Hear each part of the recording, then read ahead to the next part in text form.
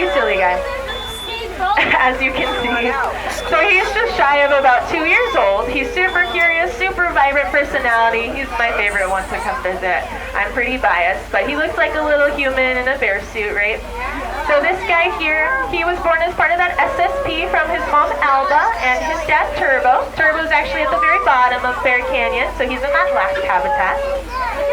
Now this guy here, he has an amazing sense of smell, so if he knows that his care staff is coming out soon, going to give him some treats or snacks, he gets ready and he'll stand up on the very top of his habitat as you saw and peek over to see them. Now you might notice those markings around his eyes. They look a little bit like lashes. So this has given Andean bears the nickname spectacle bears. So spectacle bears. One of the things that we've done with those conservation huts that we went to is we worked with the Spectacle Bear Society. I'll be quiet for now. He's going to show off. So this guy is actually did get famous briefly for actually breaking part of his habitat, doing exactly what he's doing right now, but he had a little platform that he was standing on. And he was pushing down on it, bouncing, and really testing the limits of it. And it ended up breaking from right below him. He was about at this height, and he fell right into the moat at the bottom of his habitat. And someone was able to catch that on video and put it on Reddit. But he did recover right away. As you can see, he's doing fine, he's vibrant. He even got up from that moat right away and was continuing to be normal. He just probably was a little bit embarrassed.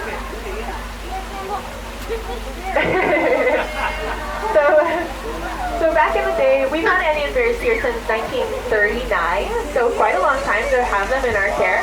And they are currently threatened, which is pretty amazing, because that means they're not critically endangered or endangered anymore, right?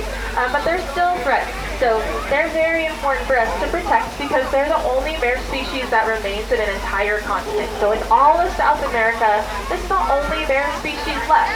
And back in the 30s, not a lot was known about them, so we did some field research on these guys, and we learned that they are primarily vegetarian. They're going to be eating mostly vegetation and fruits.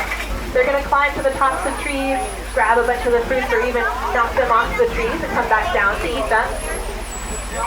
And they're not going to be eating too much meat. Sometimes they are going to be eating carrion, so animals that are found passed away out in the wild, just like those condors. But they're also going to be eating smaller animals like rodents. They're not going to be hunting for animals much larger than a rodent though. Now this was really important for us to learn during that time, again, back in the 30s. Because when you see a big bear species like this, you just think that they're going to get into your livestock, right? So unfortunately a big issue that they were facing was they were routinely hunted and trapped by local farmers, hoping to protect their own livelihood, right?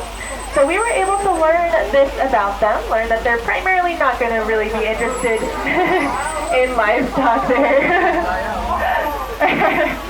And so we were able to spread the word, and we were able to communicate with the Spectacle Bear Society out where they live.